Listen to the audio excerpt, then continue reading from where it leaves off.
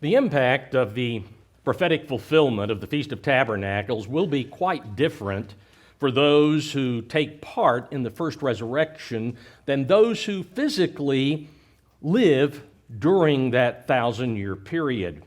Life in the spirit plane of existence will involve very different experiences than those who continue to live on as mortals in the civilization of human beings.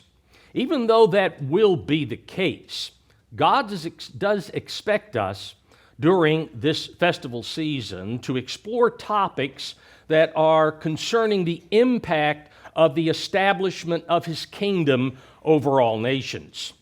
Over the years, many individuals have speculated on the types of cities, the kinds of transportation systems, the types of educational institutions, and the amount of technological advancement that God will allow during the 1,000-year period.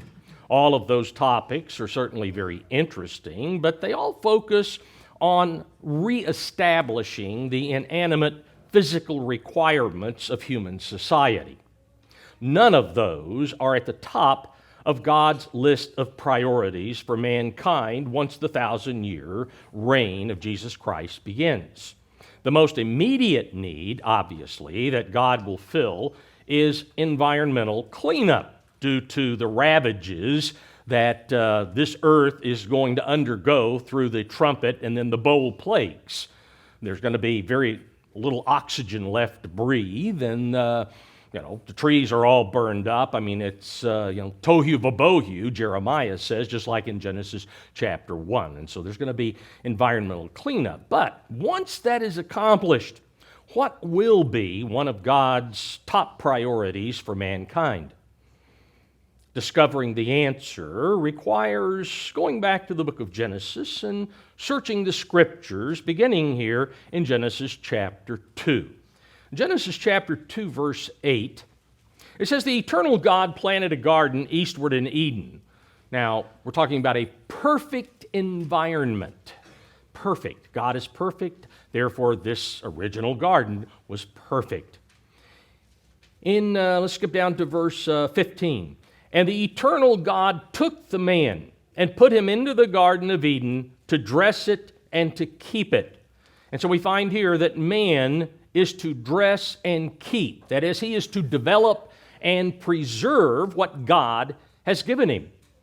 To help him achieve success in that endeavor, God gave man a wife. A wife. God will hand over to mankind a pristine world at the outset of the millennium, just as He, to Adam and Eve, gave a paradise in the Garden of Eden. And just as the first two human beings were given charge to develop that particular world that God gave them, so all of humanity will be given charge. They will be given a requirement to develop the renewed earth that they will receive. But this time, once the millennium begins, it will be under God's control, no longer under the sway of the devil, of the serpent. When we closely analyze the account that we are given in Genesis chapter 2, we find that God instructed man in this chapter to do three things. Three things. First of all, to develop and preserve the earth. That was number one. Number two, he very clearly, we haven't read that scripture, but he says, you've got to obey my instructions. So the second thing man has to do is obey all of God's instructions. And then the third is here in verse 24 of Genesis 2, where he states, "Therefore shall a man leave his father and mother, and shall cleave unto," the King James has. The New King James says to be joined to. The English Standard Version says to hold fast to his wife, "and they shall be one flesh." To cleave to. Fulfilling God's instruction to man to cleave unto his wife, as the King James has, this will help establish what is lacking most in the world today, And what's lacking most in the world today? The importance of family. That's the most important thing there is family. From the beginning of humanity, from the moment that God the Word acted on the authority of the Most High God and made man in their image, the two of them, in their likeness, Satan knew. He knew prior to that, I'm sure, because I think that's what stimulated his rebellion. But from that point, there was no question that whatsoever. He knew without question that the Most High intended to multiply himself and to enlarge his family by producing children that would be far more powerful than Satan could ever dream of being. And that did not set well with him.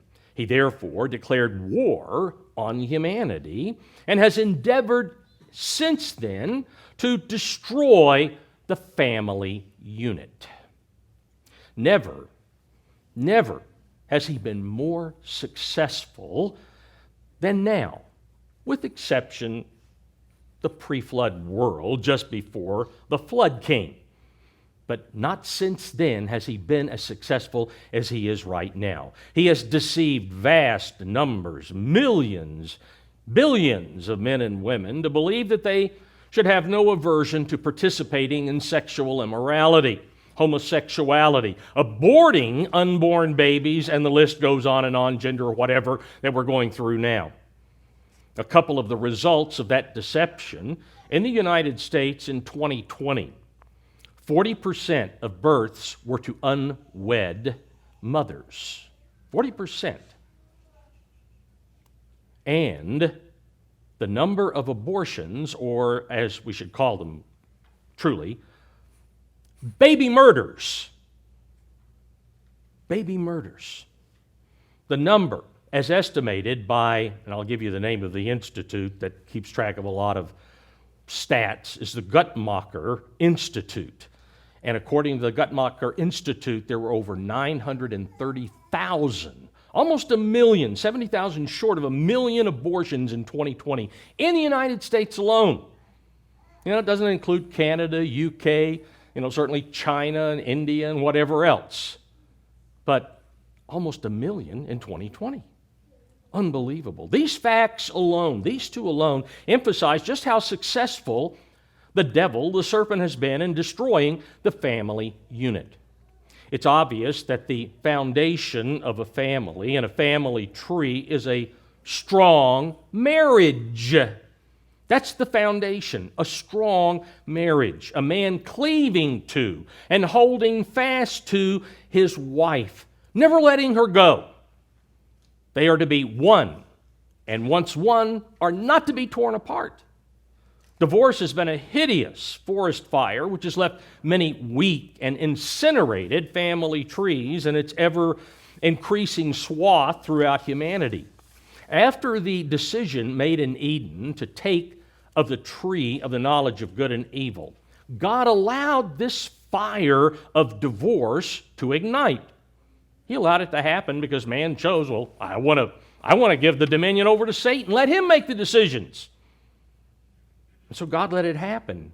When we go back to Matthew chapter 19, and we find that Jesus addresses this particular problem that has been extant, literally, since the Garden of Eden. Because the question had come up by some of the rabbis, what does it take to divorce your wife? Well, Jesus finally answered. He says, Moses, because of the hardness of your hearts, down here in verse 8, because of the hardness of your hearts, permitted you to divorce your wives, but from the beginning, that is, from Eden, from that statement we read in Genesis 2, verse 24, from the beginning it was not so. No, from the beginning he did not permit divorce. In God's coming kingdom, divorce will be no option. No option. No longer permitted. And for very good reason. Let's notice why not in a millennial prophecy that we covered yesterday in Ezekiel chapter 36. In Ezekiel chapter 36, Again, in Matthew 19, Jesus said, because of the hardness of your hearts, he allowed it.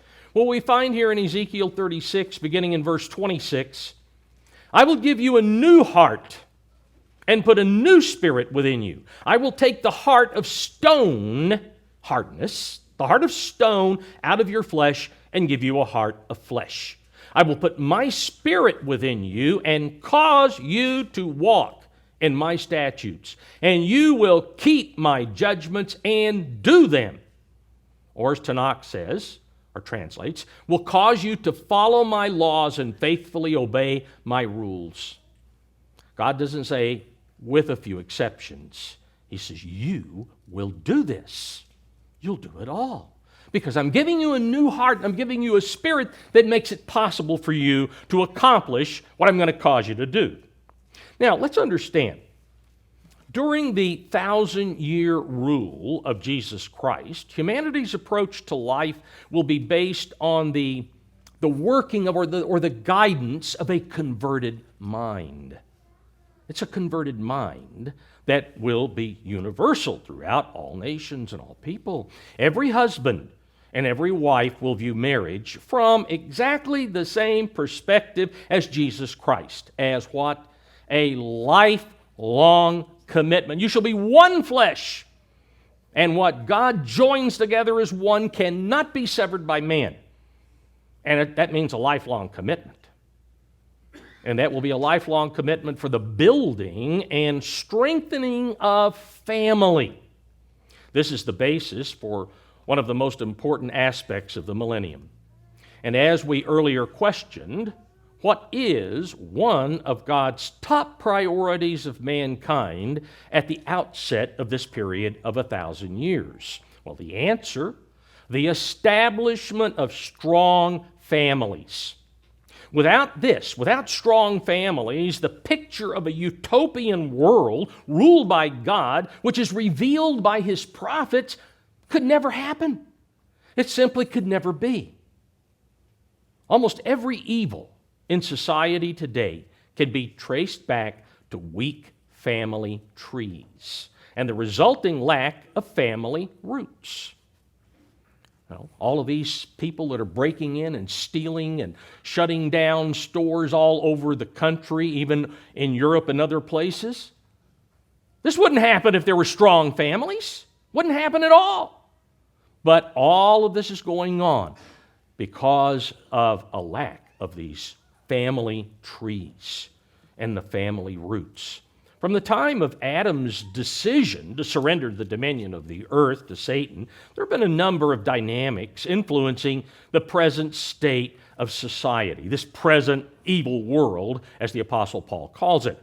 When Adam and Eve chose to yield to Satan, rather than do what God told them to do, which was obey him, a course was begun that has led to the inevitable, which we find back here in Genesis chapter 3, verse 16, a description of what is now happening.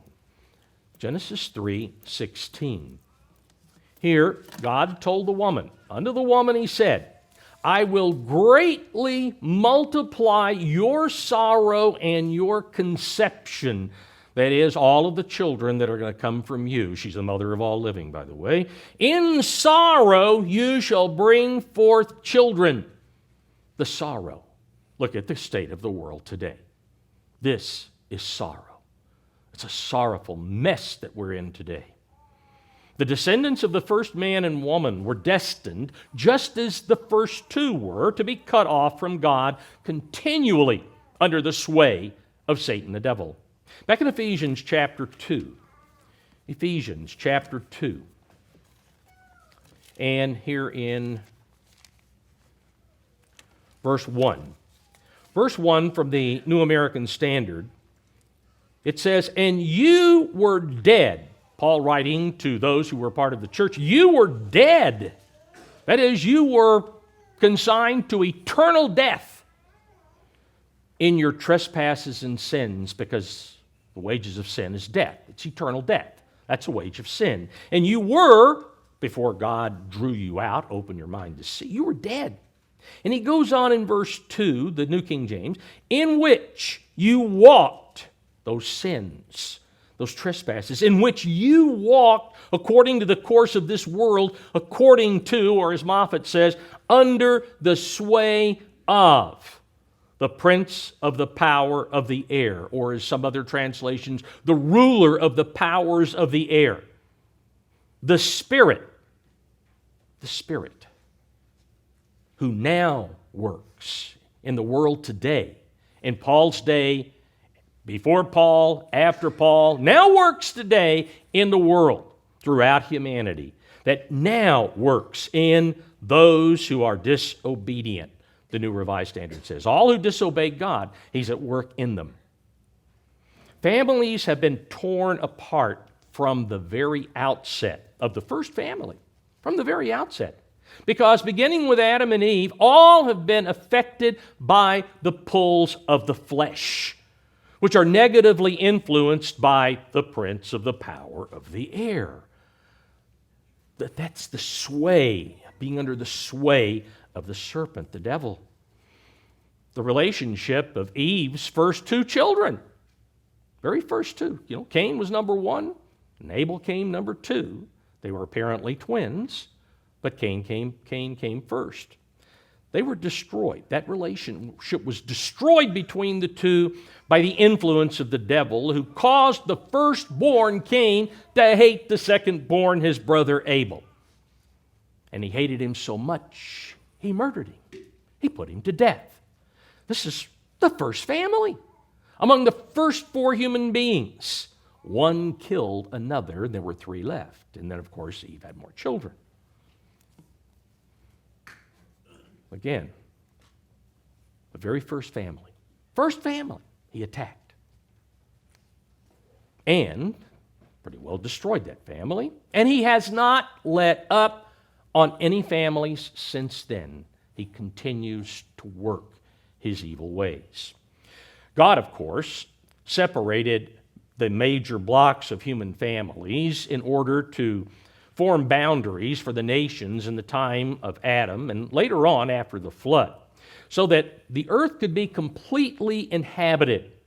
God initially separated the nations, all right? We're told that.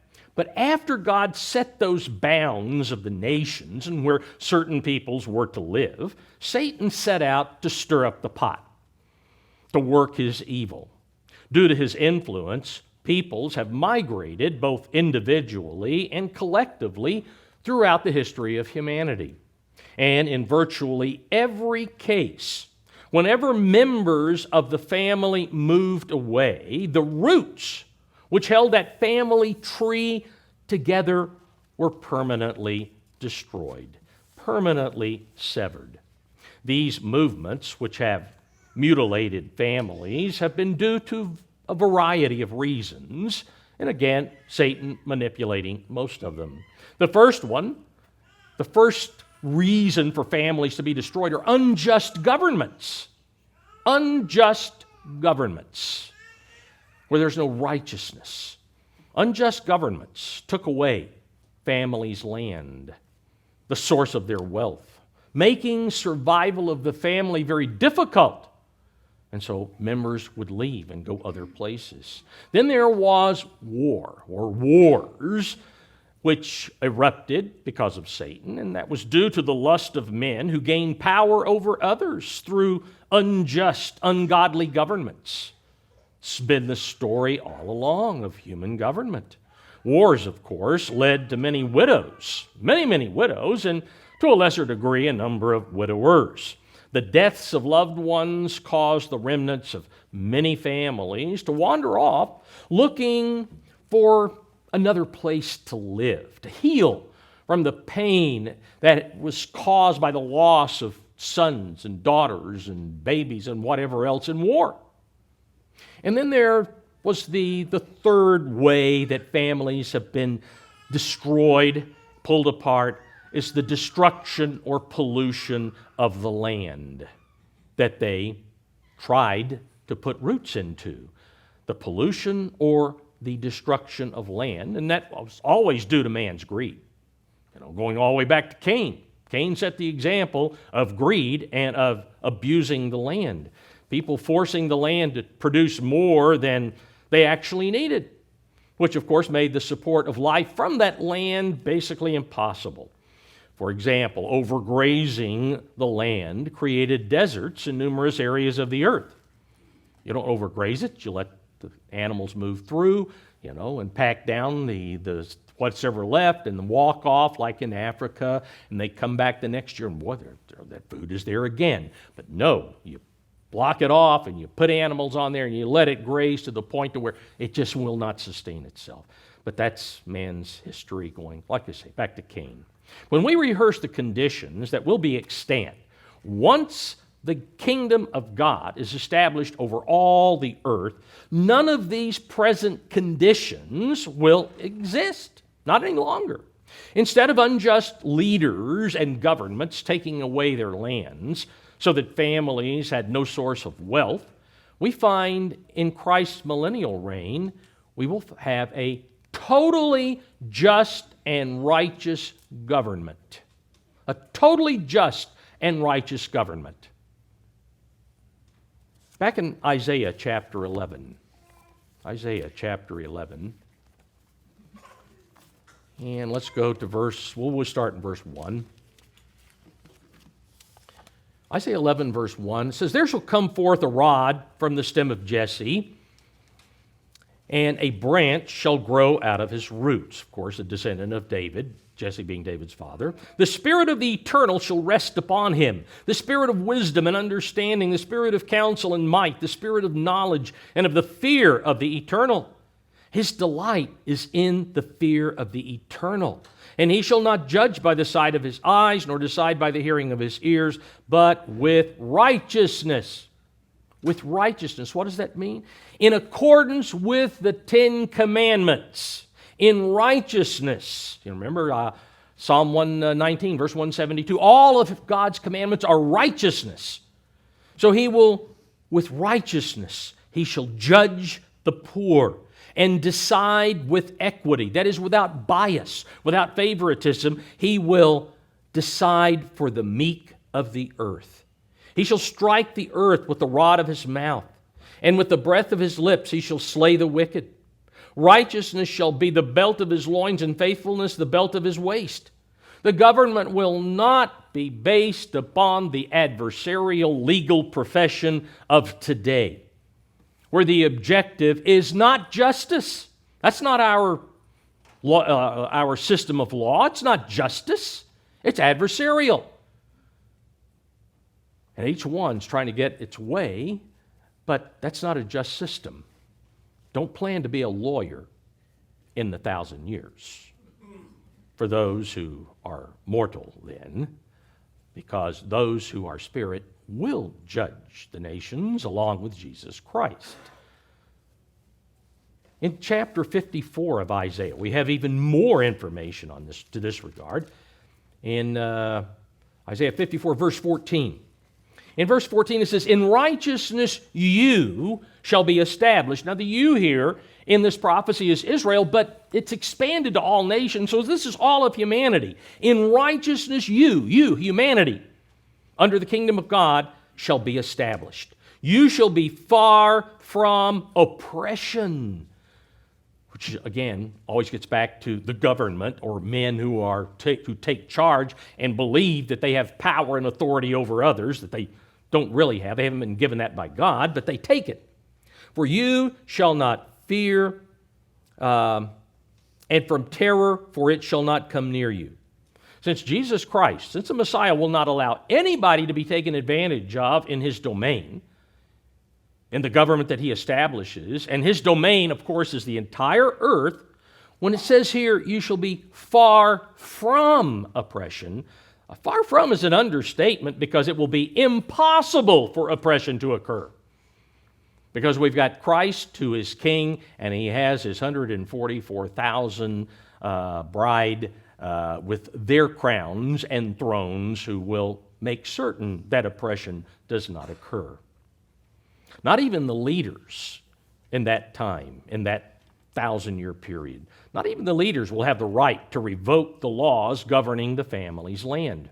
They will be required to abide by the laws and the regulations of the Jubilee year, which God gives us a lot of information on. Let's go back to Ezekiel chapter 46. Ezekiel 46, and note this. Ezekiel 46 and in verse 16. Thus says the Lord Eternal, if the prince, that is the physical ruler of the land, if the prince gives a gift of some of his inheritance to any of his sons, it shall belong to his sons. It is their possession by inheritance. But if he gives a gift of some of his inheritance to one of his servants, it shall be his until the year of liberty, after which it shall return to the prince, that is the 50th year. But his inheritance shall belong to his sons, it shall become theirs, can never be taken away permanently, can be leased out for a period of time. Now, as we all know, property tax is satanic. It's a fact. It's satanic. Because no one can truly own a home or land. You can't own it. If the tax isn't paid, the property can be taken away, and the adversarial legal profession will uphold the government's unjust claim to that property. This will not be the case when the righteous judge rules the earth. Because we go on here in verse 18, moreover, the prince shall not take any of the people's inheritance by evicting them from their property. He shall provide an inheritance for his sons from his own property, so that none of my people may be scattered from his property. So there will be no property tax in the kingdom of God.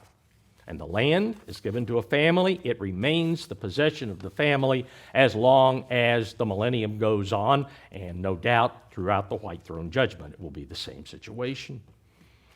Unlike Jezebel, Ahab, and how they went in and decided, you want that for you? Well, we'll take that over, and it'll be ours. And anyway, we won't go into all of that. I don't have time to get off in that digression. Let's see. Okay, the physical ruler of the nation will be given land, according to what we go on to read here in chapter 45 of Ezekiel. He'll be given land in the vicinity of the city where he will be the governor. That will be all of the land that he can legally control. All the rest of the nation's land will be apportioned to the people. Note here in verse 6, you shall appoint as the property of the city an area 5,000 cubits wide, 25,000 long, adjacent to the district of the holy section. It shall belong to the whole house of Israel. This, of course, is talking about the area where the temple would be in Jerusalem of that time. The prince shall have, verse 7, the prince shall have a section on one side and the other of the holy district and the city's property. And bordering on the holy district and the city's property, extending west on the west side and eastward on the east side, the length shall be side by side with one of the tribal portions from the west border to the east border. The land shall be his possession in Israel. That's it. That's all he gets. And my princes shall no more oppress my people, but they shall give the rest of the land to the house of Israel according to their tribes. And of course, the tribes are broken down into clans and families and so on. So that's what God's going to do in the land of Israel.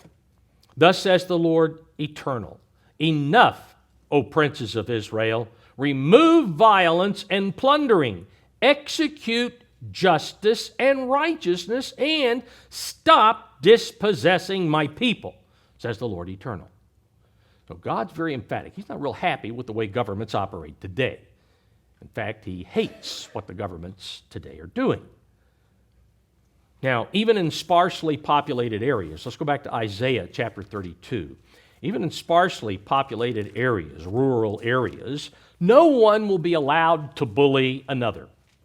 We find here in verse 16, Isaiah 32, verse 16, then justice will dwell in the wilderness, and righteousness remain in the fruitful field.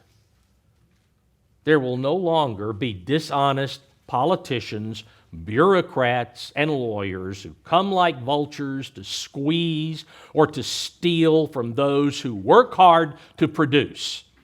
Because today we have a bureaucracy in this country of a lot of deadbeats.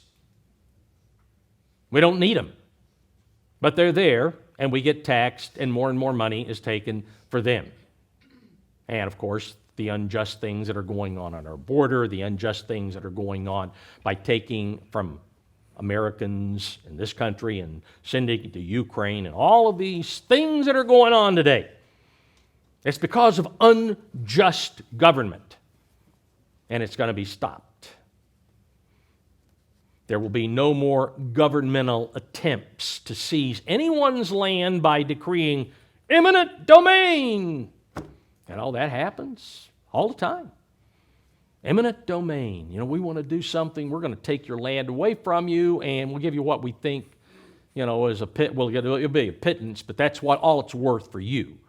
For us, we're going to make all kinds of money on it, but not for you. No, eminent domain, never be. Notice here in verse 1 of Isaiah 32. It says, "Behold, a king will reign in righteousness, and princes will rule with justice." In verse 5, I'll read this one from the New International. "No longer will the fool be called noble, nor the scoundrel be highly respected, as is in our governments." State governments and national government for sure. The fool and the scoundrel, we got lots of those. Back over a couple of chapters, chapter 29 of Isaiah, let's note, Isaiah 29 verse 18. "In that day the deaf shall hear the words of the book, and the eyes of the blind shall see out of obscurity and out of darkness. The humble also will increase their joy in the eternal, and the poor among men shall rejoice in the Holy One of Israel." Now, in verse 20, I'll read from the New International. It says, "The ruthless will vanish, the mockers will disappear, and all who have an eye for evil," or those, Tanakh says, who are diligent for evil, "will be cut down. Those who with a word make a man out to be guilty, who ensnared the defender in court and with false testimony deprive the innocent of justice." That means during the 1,000-year reign of the Messiah, we won't see arrogant, greedy, and envious leaders gaining power and coercing their subjects into wars to take advantage of the wealth of other peoples. Because that's what a war is. It's to take advantage of. And that's not going to happen because war will not be allowed by the righteous government of the Messiah. War will not be allowed. Back in Isaiah chapter 2, let's continue back to the beginning of the book almost. Isaiah 2 verse 2. Here Isaiah writes, "Now it shall come to pass in the latter days that the mountain of the Eternal's house shall be established on the top of the mountain." So this is after the Messiah returns. "And it shall be exalted above the hills." Over every nation, every great nation, every small nation, every insignificant town, city, or whatever, it's going to be exalted above them all. "And all nations shall flow to it," to the Eternal's house. All nations are going to come there. "Many people," verse 3, "shall come and say, Come and let us go up to the mountain of the Eternal, to the house of the God of Jacob. He will teach us his ways, and we shall walk in his paths. For out of Zion shall go forth the law, and the word of the Eternal from Jerusalem. He shall judge between the nations, and shall rebuke many people. They shall beat their swords into plowshares and their spears into pruning hooks. Nation shall not lift up sword against nation, neither shall they learn war anymore." So, once the trumpets and the bowls are done, that's it. That's it. No more war for the 1,000 years. In chapter 32 of Isaiah, Isaiah 32, and in verse 17, Isaiah 32, verse 17, it says, the work of righteousness will be peace, not war, peace. And the effect of righteousness, quietness and assurance forever. My people will dwell in a peaceful habitation, in secure dwellings, and in quiet, or other translations have, in undisturbed resting places. In chapter 62 of Isaiah, I think Isaiah has more millennial prophecy than any other of the prophets' books. Here in verse 8, Isaiah 62, verse 8, the Eternal has sworn by his right hand and by the arm of his strength, surely I will no longer give your grain to be food for your enemies, and the sons of the foreigner shall not drink your new wine, for which you have labored, but those who have gathered it shall eat it, and praise the Eternal. Those who have brought it together shall drink it in my holy courts. The present course of this world will be completely, not partially, it will be completely stopped. It's not going to go on. Simply is not. What has been the expected repetition of the cycles of history will come to an end. Those cycles are not going to repeat themselves. Unlike the world today, Christ's reign won't be known as a time of the survival of the fittest. The time of Christ's reign will be known as the time of universal prosperity for all, for every human being. Quite a difference than today. Now, with prosperity will come more and more and larger families. And larger families, obviously, will eventually need what? More land. They'll need more land. Whenever a people need more room to populate, or for the population increase with more and more people, they will ask God for more living space. They're not going to go to war to get it. They're going to say, we need more room. I don't have enough room to plant all of the melons I want over here, and so we've got to have more room. Please give us more room. They'll just ask God for more living space. They won't launch a war to take living space, or Lebensraum, as Hitler would say. I need Lebensraum. I need more living space. We've got to move out here and conquer other countries. Take it away from others. No, it won't happen. Notice here in chapter 49 of Isaiah. Isaiah 49, verse 13. Sing, O heavens, be joyful, O earth, and break out in singing, O mountains, for the Eternal has comforted his people, and will have mercy on his afflicted. But Zion, now here Zion refers to the land of Israel. Okay, this is Zion, the land of Israel. But Zion said, the Eternal has forsaken me. That is, the land is saying, God has forsaken me, and my Lord has forgotten me.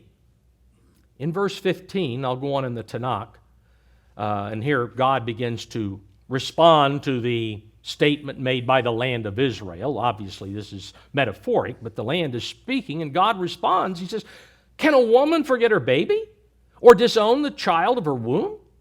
Though she might forget, I could never forget you, God tells the land of Israel.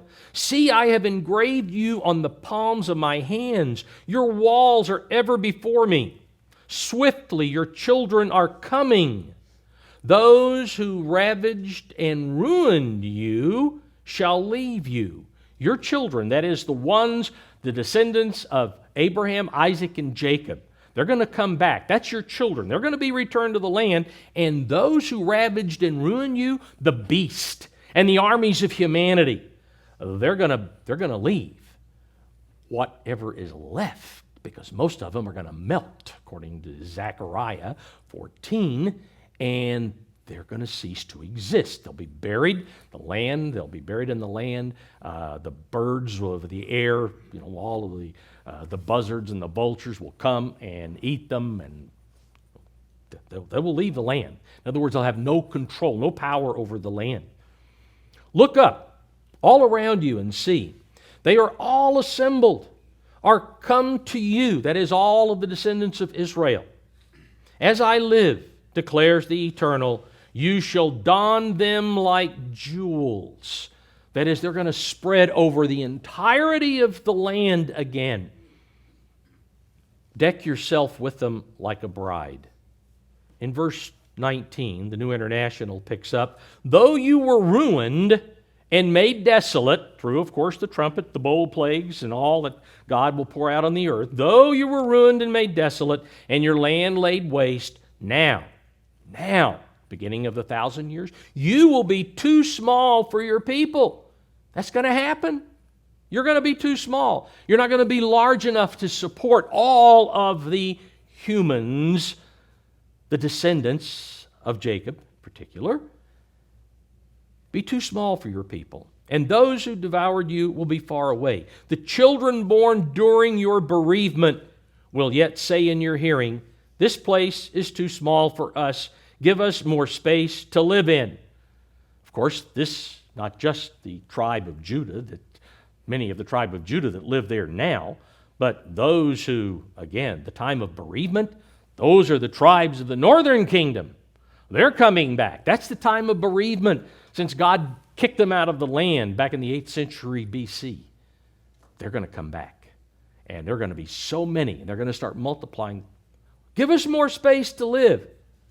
In chapter 54 of Isaiah, verse 1, note, I'll read from the New International again. Sing, O barren woman, you who never bore a child. Burst into song, shout for joy, you who were never in labor, because more are the children of the desolate woman than of her who has a husband, says the Eternal.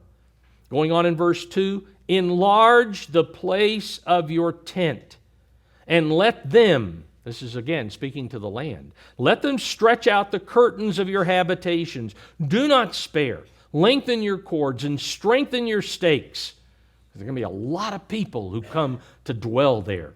In verse 3, Tanakh goes on, for you shall spread out to the right and the left. Your offspring shall dispossess nations, and people shall people the desolate towns. The descendants of Israel will dispossess all of the peoples who have attempted over time to take possession of that land that God gave to Abraham, Isaac, and Jacob. The book of Obadiah gives us a lot of information, as well as a number of the minor prophets.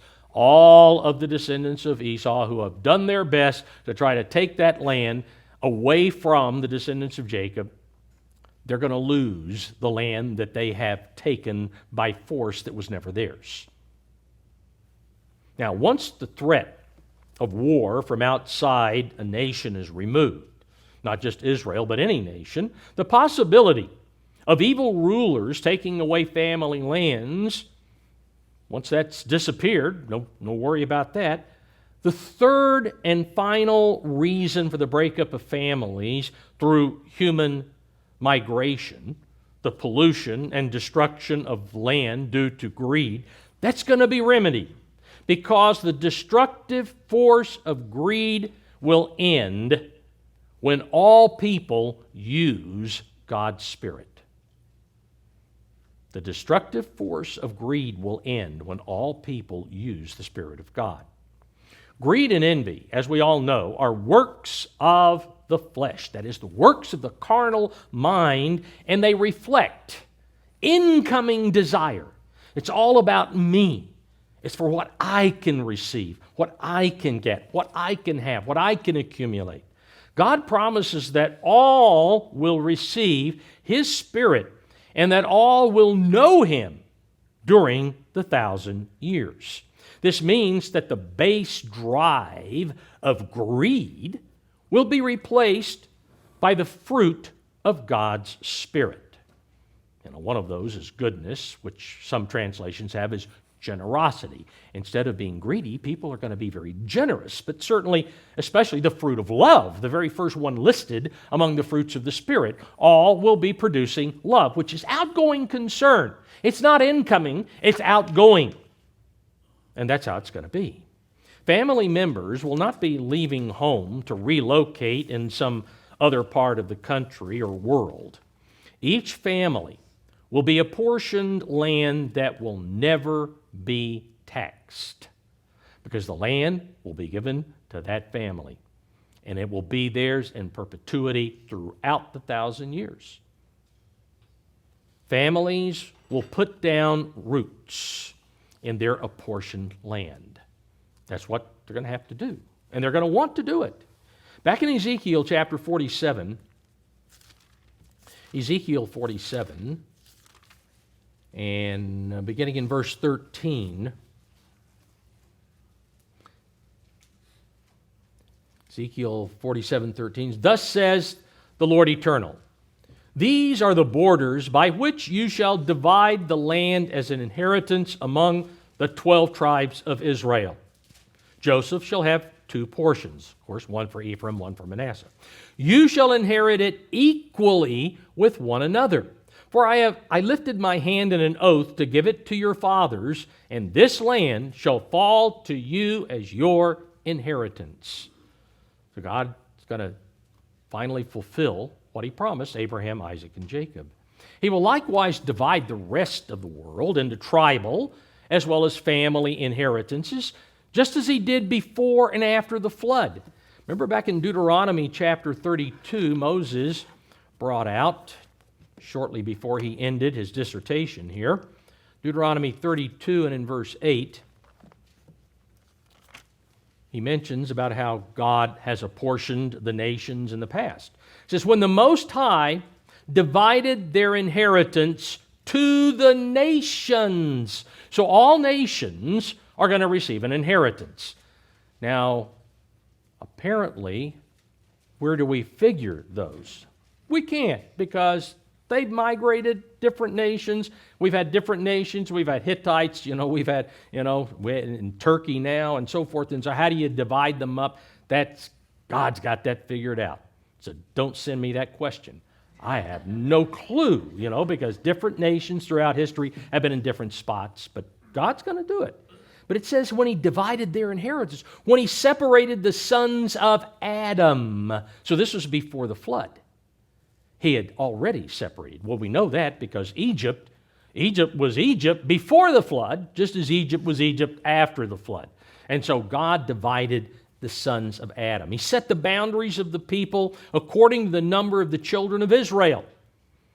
He knew how many Israelites there would ultimately be, and so he made sure that he apportioned it so that when it comes time to expand the borders of Israel, there's going to be room to do it.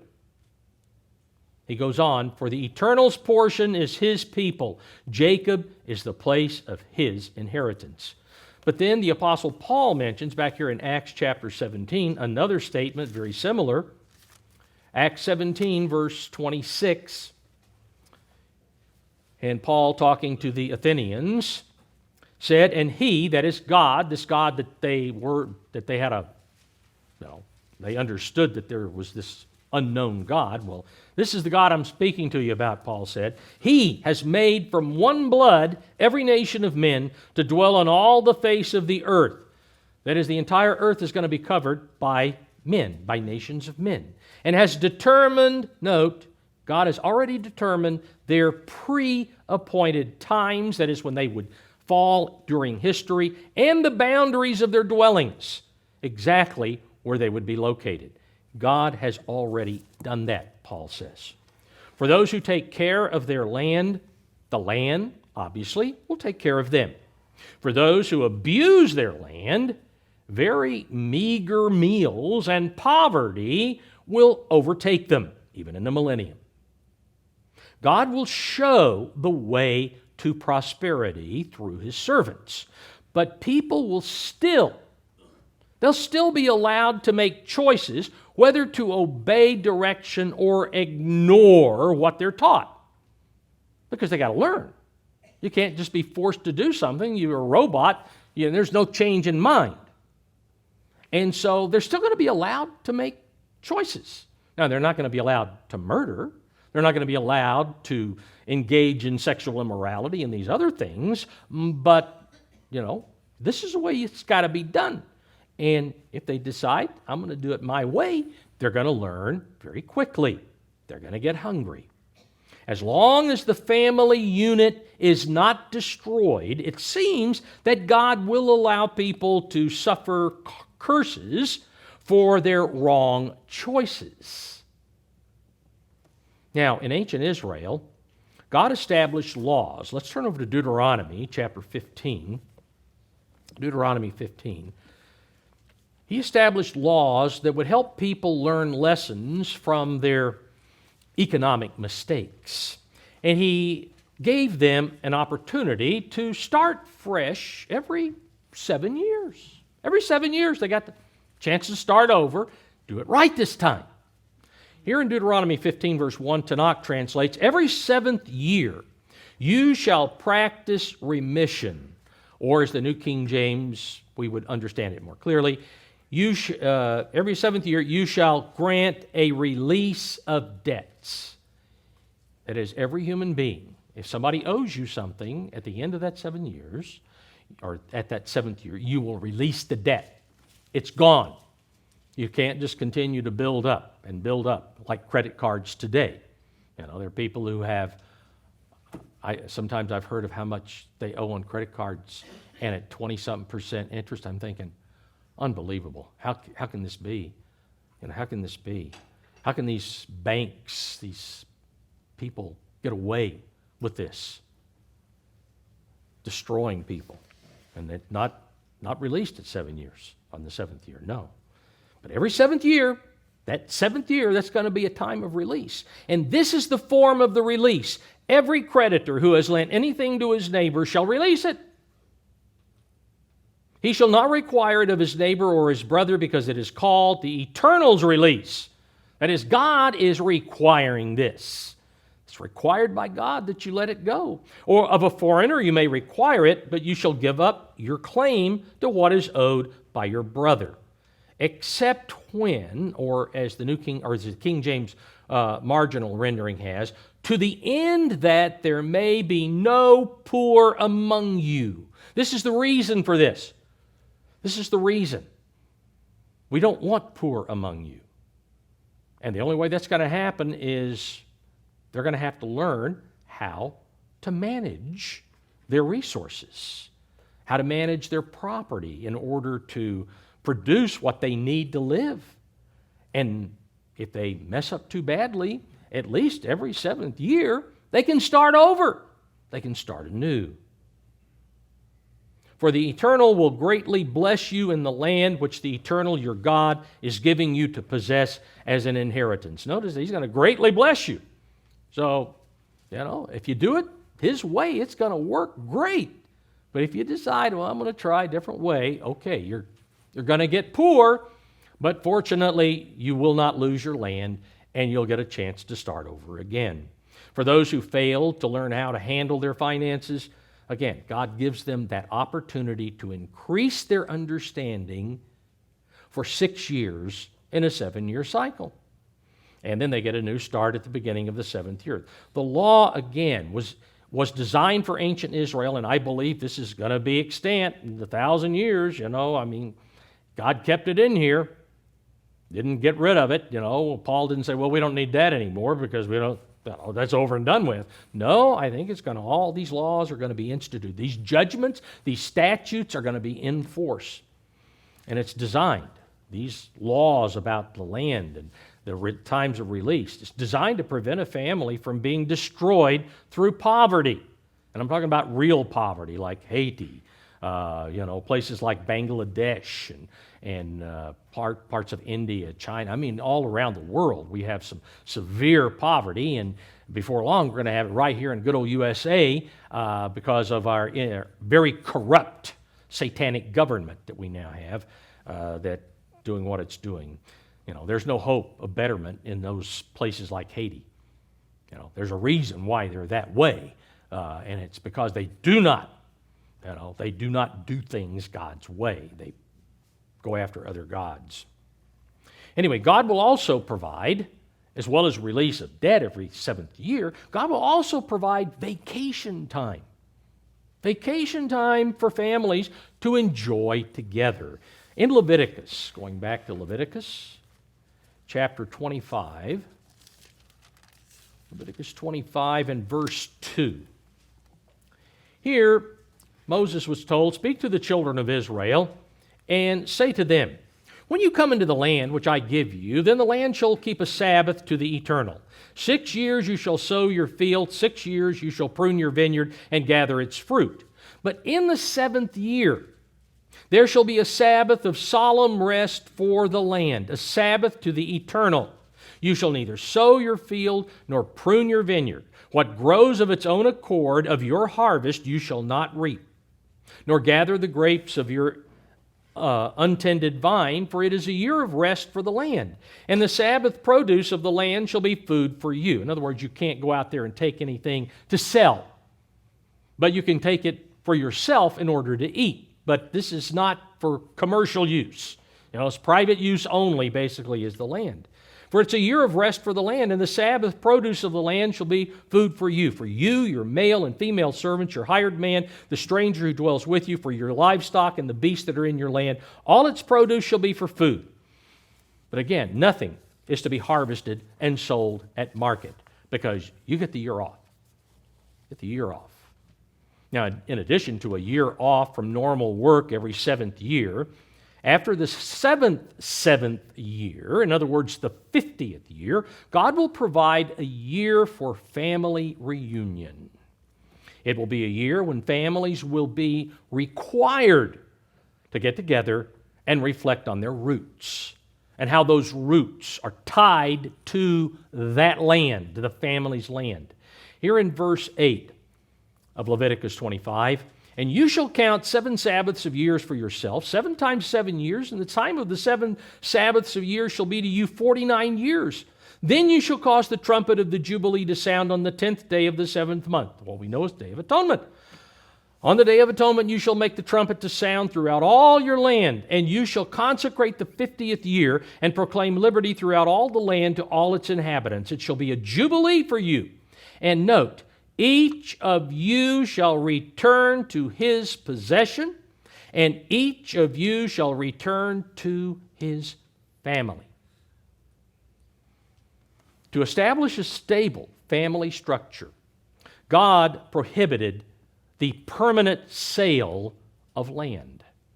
Could not sell the family land. In verse 11, we go on here, read from the New International, says, "The 50th year shall be a jubilee for you. Do not sow, do not reap what grows of itself, or harvest the untended vines. For it is a jubilee, and it is to be holy for you. Eat only what is taken directly from the fields. In this year of jubilee, everyone is to return to his own property. If you sell land to one of your countrymen or buy again any from him, do not take advantage of each other. You are to buy from your countryman on the basis of the number of years since the Jubilee, and he is to sell to you on the basis of the numbers left for harvesting crops. When the years are many, you are to increase the price. When the years are few, you are to decrease the price, because what is he really selling? What he is really selling you is the number of crops, not the land." Down in verse 23, "The land must not be sold permanently." Must not, God says, "because the land is mine, and you are but aliens and my tenants." Yes, I've given your family the land in perpetuity, but ultimately it all is mine, and therefore I'm telling you exactly how you got to treat the land. Land, family land, could only be leased, if you will, for no more than 49 years. Then on the 50th year of the cycle that God will establish at the beginning of the millennium, all leases will end, and control of the land will, again, revert right back to the family whose land it is. Now, we must remember the first thing that God required Israel to do after they took possession of the land of promise.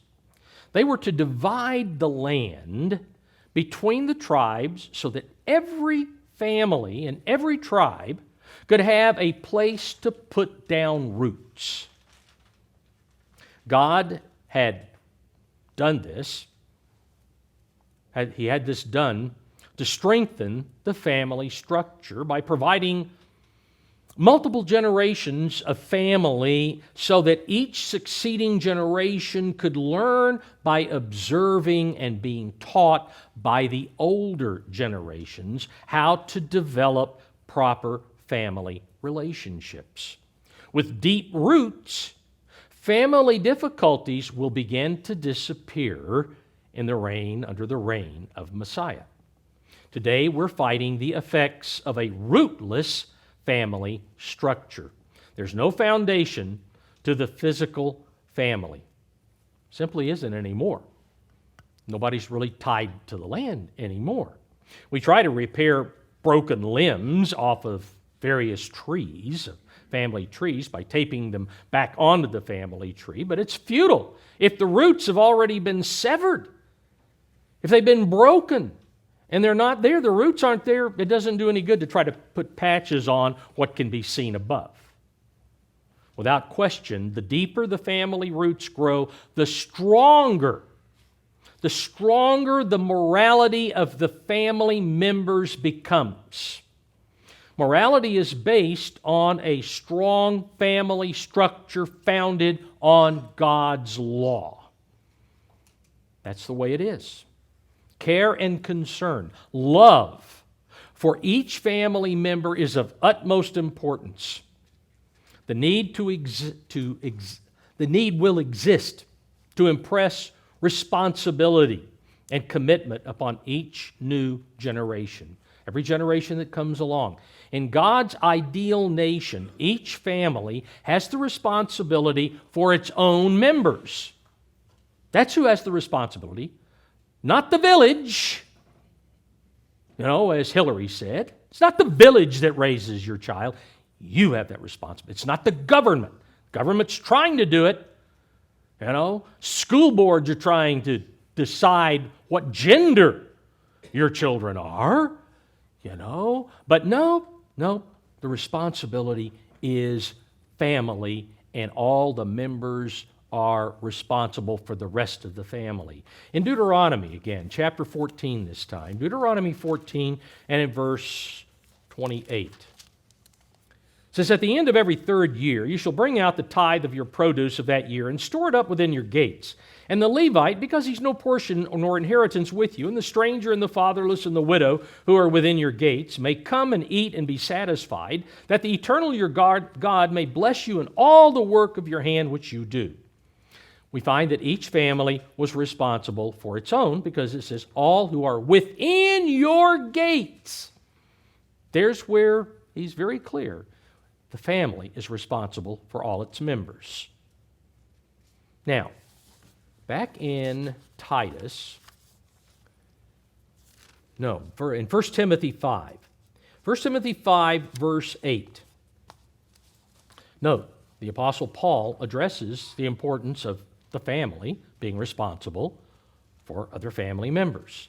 It says, "But if," 1 Timothy 5:8, "if anyone does not provide for his own," and note, especially those of his household, those of his family, "he has denied the faith and is worse than an unbeliever." He doesn't take care of his family. He's worse than an unbeliever. He's denied God. He's denied the responsibility that he has. In ancient Israel, there was no welfare system. Simply wasn't. There was a work ethic in ancient Israel because of family pressure, not peer pressure. It wasn't peer pressure, it's family pressure. Third tithe was for those who did not have a fully functioning family or any family at all. Such as the stranger who was migrating from his original homeland due to one of the reasons we listed earlier. The stranger within your gate. He's going through, he has no structure. Therefore, if he's there, he's within your gate, you've got a responsibility to take care of him. Children will be taught the basic principles of economics, to which all will adhere. Now, what are those principles? Matthew chapter 22. Matthew 22. and verse 36. Matthew 22:36, Teacher, which is the great commandment in the law? Jesus said to him, You shall love the Lord your God with all your heart, with all your soul, with all your mind. This is the first and great commandment. And the second, let's not leave this out, is like it. You shall love your neighbor as yourself. You shall love your neighbor as yourself. That is, assist your neighbor. First economic principle, assist your neighbor. Help that neighbor to become successful. You're not there to try to pull the rug out from under your neighbor. You're there to show concern for, to help him, your neighbor, be successful. You're not to take advantage of your neighbor. Love your neighbor. Show concern for your neighbor. Okay? The second principle is found in Acts chapter 20, verse 35. Acts 20, verse 35. Here, Paul states, I have shown you in every way, by laboring like this, that you must support the weak. And remember the words of the Lord Jesus, that he said, It is more blessed to give than to receive. In other words, the second economic principle is we must not become obsessed with the physical and develop a greedy spirit. It's more blessed to give, outgoing again. Love your neighbor, outgoing to your neighbor. Give, outgoing, than to receive. And then in 2 Thessalonians chapter 3, 2 Thessalonians 3, and breaking into verse 10, it says, again, the Apostle Paul writing to the church at Thessalonica, but it's been preserved for us, if anyone will not work, neither shall he eat. If anyone will not work, neither shall he eat. That, of course, is going on in this country. The government says, oh, you can be a deadbeat, and we're going to give you drugs, we're going to give you whatever, whatever, just to keep you happy and satisfied. This government is satanic. If we are physically, what this is saying, if anyone will not work, neither shall he eat. If we are physically and mentally fit, which everyone should be in the millennium, since the blind, the deaf, and the lame are all going to be healed, prophecies show that, then all of those who are fit must not expect others to provide for them. Neither should we instill selfish, wrong habits in others by doing for them the work they should be doing themselves. And that happens all too frequently. Every individual is here on earth for a reason, and that is to become a child of God, and they've got to learn. Some people try to take their responsibility off of other people and do it for them. Not always. Sometimes that's necessary. At the outset of the first millennial generation, supernatural direction will be required to teach humanity about the sanctity of marriage and the right way to provide for a family's needs. In Isaiah chapter 30, and beginning in verse 18, Therefore the Eternal will wait, that he may be gracious to you, and therefore he will be exalted, that he may have mercy on you, for the Eternal is a God of justice. Blessed are all who wait for him. For the people shall dwell in Zion at Jerusalem. You shall weep no more. He will be very gracious to you at the sound of your cry. When he hears it, he will answer you. And though the Lord gives you the bread of adversity and the water of affliction, yet your teachers will not be moved into a corner. That is, they will not be hidden anymore. But your eyes shall see your teachers, your ears shall hear a word behind you saying, This is the way. Walk in it. Whenever you turn to the right hand or whenever you turn to the left. This directly relates to the responsibility that God assigned to all parents in Israel when they entered the promised land. Back in Deuteronomy chapter 11, and beginning in verse 1, Therefore, Moses states, Therefore you shall love the Eternal your God, keep his charge, his statutes, judgments, commandments always. Know today that I do not speak with you or speak with your children I don't speak to your children who have not known, who have not seen the chastening of the eternal your God, His greatness, His mighty hand, and His outstretched arm, His signs, His acts, which He did in the midst of Egypt, to Pharaoh, king of Egypt, to all his land, what He did to the army of Egypt, and so on. What He did to you in the wilderness, verse 5. And we'll skip on down to verse 7. But your eyes, your children haven't, but your eyes have seen every great act of the eternal which He did. Therefore you shall keep every commandment which I command you today, that you may be strong, and go in and possess the land which you cross over to possess. Therefore you shall lay up these words of mine in your heart and in your soul, and bind them as a sign on your hand, and they shall be as frontlets between your eyes. That is your constant focus. You're always focused on these things. Don't lose sight of them, because it's so important. You shall teach them to your children, speaking of them. When? When you sit in your house, when you walk by the way, when you lie down, when you rise up. That is constantly. Don't fail in this constant teaching responsibility that you have. You shall write them on the doorposts of your house and gates, that your days and the days of your children may be multiplied in the land of which the Eternal swore to your fathers to give them, like the days of the heavens above the earth.